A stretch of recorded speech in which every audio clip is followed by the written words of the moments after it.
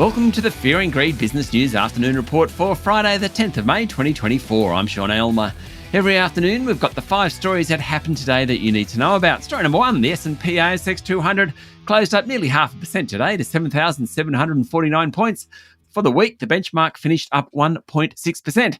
The big movers today were the energy stocks, while the gold stocks did pretty well also. That's on rising oil and gold prices. Within the energy sector, Woodside finished up around 2%. Santos, Ampol and Viva Energy also did well.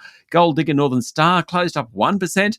All the big banks did okay. National Australia Bank, Westpac and ANZ were all up more than 1%. Macquarie Group was also up more than 1%. And the big miners generally were lower. The retailers were mixed. Story number 2, in a win for the Albanese government, the High Court has dismissed a case brought by an Iranian man seeking release from immigration detention after he refused to cooperate with his planned deportation, according to a report in the Financial Review.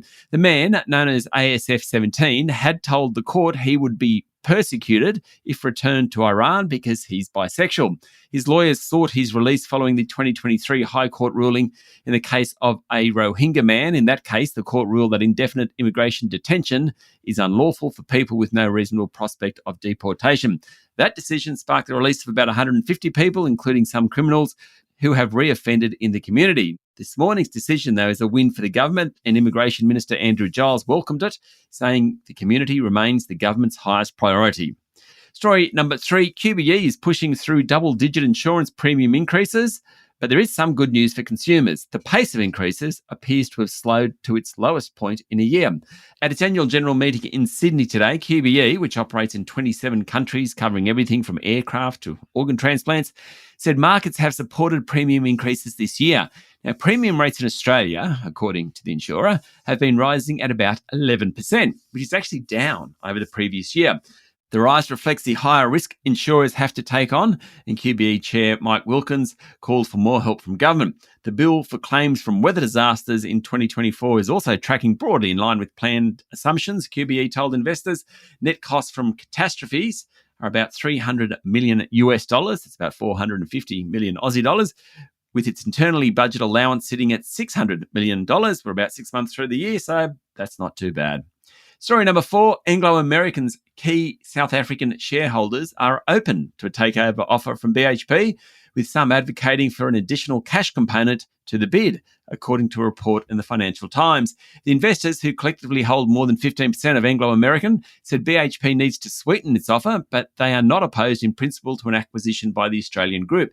The FT is reporting that other fund managers with minority stakes in Anglo are pushing for a more straightforward offer from BHP, possibly with a cash component or without the condition of selling Anglo's South African assets.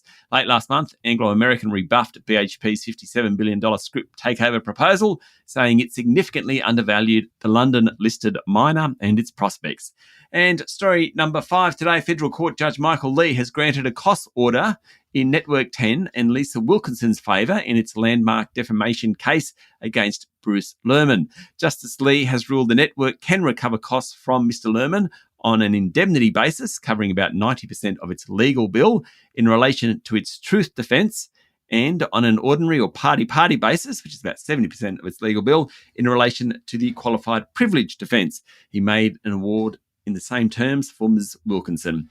That's it for the afternoon report for Friday, the 10th of May, 2024. Don't forget to hit follow on the podcast and find Fear and Greed on LinkedIn, Instagram, X, TikTok, and Facebook. Join Michael Thompson and I tomorrow morning for the Fast 5 by Fear and Greed, the top 5 business stories you need to know in just 5 minutes. I'm Sean Aylmer. Enjoy your evening.